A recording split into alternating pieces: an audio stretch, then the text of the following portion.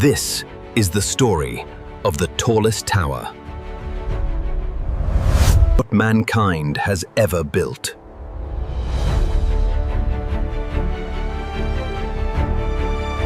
It is the story of the engineers and workers who built it, half a mile high. It is the story of the men and women who live and work inside this building, a story told deep behind the scenes. I said not to bring everything because I don't have storage space, full of excitement.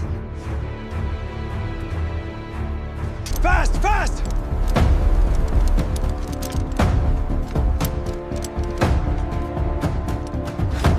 And a story rich with glamour and emotions. This is the exclusive story of the Burj Khalifa, the highest building on Earth, the world's first true vertical city. The city of Dubai. For centuries, it has been a small trading port and pearl fishing town. But during the last few decades, the wealth generated by oil reserves has created a magnificent boom. In 2003, close to 200 skyscrapers are finished or under construction. build the highest tower in the world. As with any other construction project, work starts with digging a hole, a very big hole. It's a little bit counterintuitive, but the building does not have foundations that go down to rock. There isn't a lot of rock here in the desert. We use what are called friction piles. And the friction piles are drilled down into the sand and soft rock. They're about 45 meters deep, and there are about 200 of these piles drilled down into the desert soil.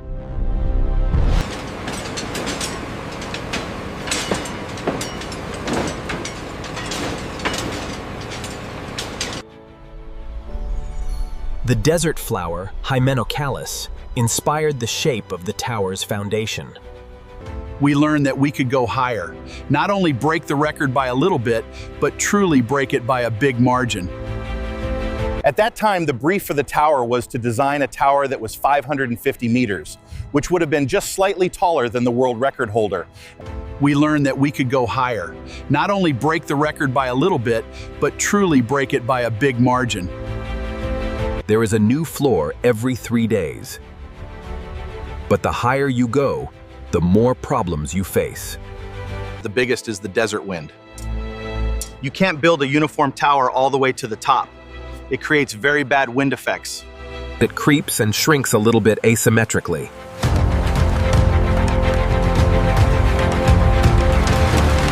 In finding that, they could plumb and center all the parts of the formwork and cast the concrete in the right place every day.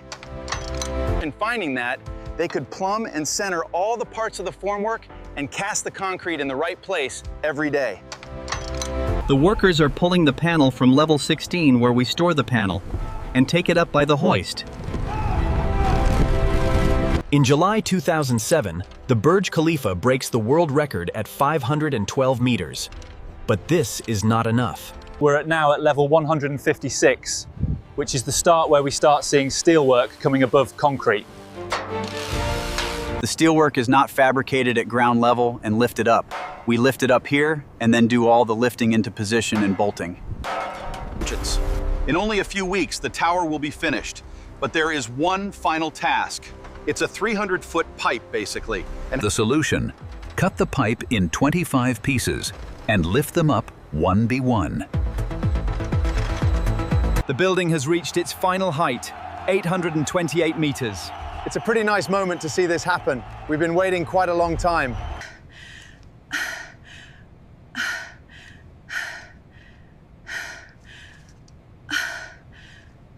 It was such an emotional moment for me to think about the journey that we had just taken. The Burj Khalifa at 7 o'clock in the morning. The vertical city comes alive.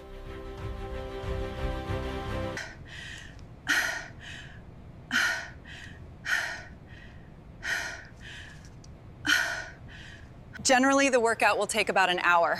For him, not me. 35, 40 minutes and I'm done.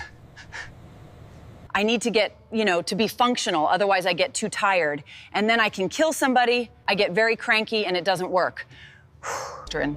Dubai cannot be compared to any of the places I've ever been to. It's very unique, it's very modern. Mrs. Cantonet, who does not... The city is designed with everything air-conditioned. You go from your car into a car, which also has air conditioning. You just live a little longer inside, indoors. But we love it.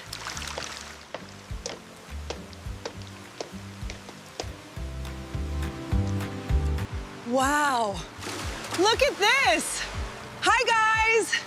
Let's go out, let's go out, let's go out. Should the winds on the terrace be too strong, the wind tracker would automatically lock the doors. It's cold, very cold. The other thing that is amazing as well, and we've seen this, you see the fog rolling in. So all of a sudden, you're literally inside a cloud, literally. and then, one side could be perfectly clear, and then you see the fog rolling in and everything disappears. Look, that's the Palm Jumeirah. You can see the Burj Al Arab clearly. Yeah. What more could you ask for? I mean, you have it all. You have the view. But these are supposed to be the fastest elevators in the world, 10 meters per second. This is a very unique building. The building relies heavily on the elevators. We can visibly see the activity of each elevator, its location. Now there's a demand on the 5th floor, so this elevator is going to be responding to the 5th floor. And you'll see the doors opening. The first 3 will take you to the 43rd floor sky lobby. Up there you will have a reception, and from the reception you transfer to the local elevators. These 3 elevators go to the 76th floor sky lobby and allows you to transfer to your residences. These 3 elevators go to the 76th floor sky lobby and allows you to transfer to your residences. Apartments run from level 43 all the way up to 108. With offices on floors 111 to 154. The third wing is the entrance to the world's first Armani hotel.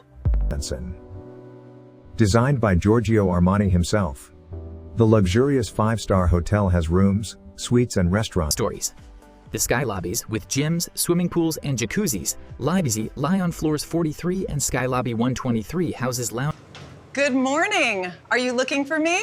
Perfect timing. The Cantonese objective is to turn their home into a living art gallery. You are on the 92nd floor of the Burj Khalifa. The columns are also elements that are a result of the external design of the building. And originally when I first saw them, I was like, oh my God, this is going to be a little bit difficult. But I was in New York for 9/11, and I know the difference between that construction and this construction. That was mainly steel. So in our design concept, we are going to be the objective will be to bring the external light into the apartment. First, we're going to use color. And it is the blue of the sky. We're gonna bring it inside.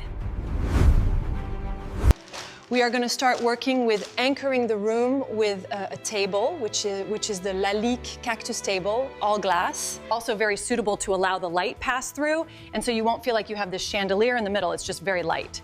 Actually, we don't have a wine cooler yet, but we do keep a nice collection of wines right with our cereal. Gorgeous, please, please, no, please, put it away. Please stop it. Okay, enough, okay.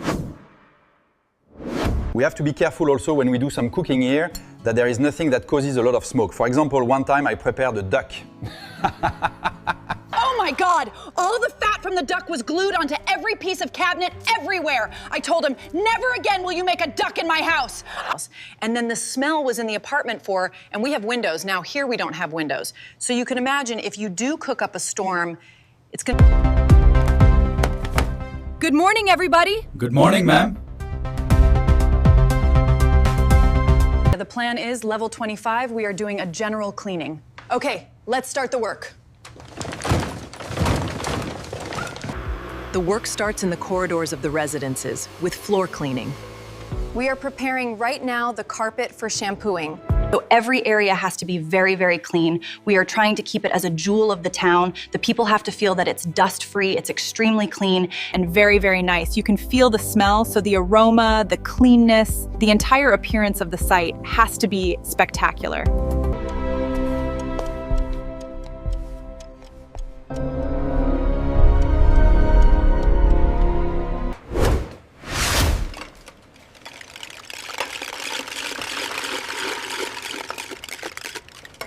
We have about 27 types of stones. Each one of them has a different durability and a different way of cleaning or restoring. But the lucky thing is that for maintenance, we do have only one type of maintenance. We have identified one chemical that is good for maintenance for all the stones. But the lucky thing is that for maintenance, we do have only one type of maintenance. We have identified one chemical that is good for maintenance for all the stones.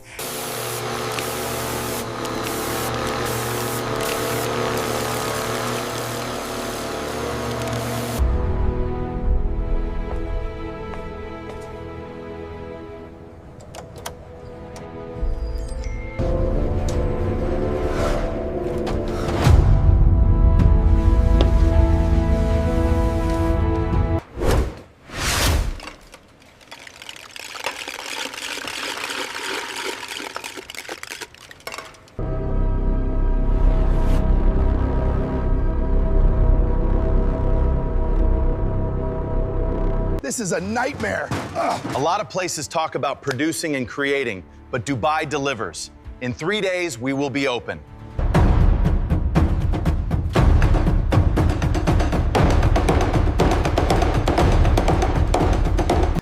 Executive Chef Dwayne Cheer is looking for flaws. Anyway, who's gonna clean this? Yeah, it's beautiful once we get it clean. It should have a coating here, no? Otherwise, somebody's gonna cut themselves. And we are going into the most interesting part of the cooking area for @Dotmosphere. From here, you can see the grill, 80 seats, wonderfully appointed, and you wouldn't be able to know it now. And right here, we have a very unique concept. It's called the Josper oven. It's a Spanish oven that cooks at high temperature with charcoal. Basically, we had to make a virtue out of necessity. We cannot have gas for safety reasons. Too big of a risk. Our only challenge in the Middle East is a lot of people like to cook well done. Yeah. So by the time the steak gets well done in here, maybe it's charcoal, I think.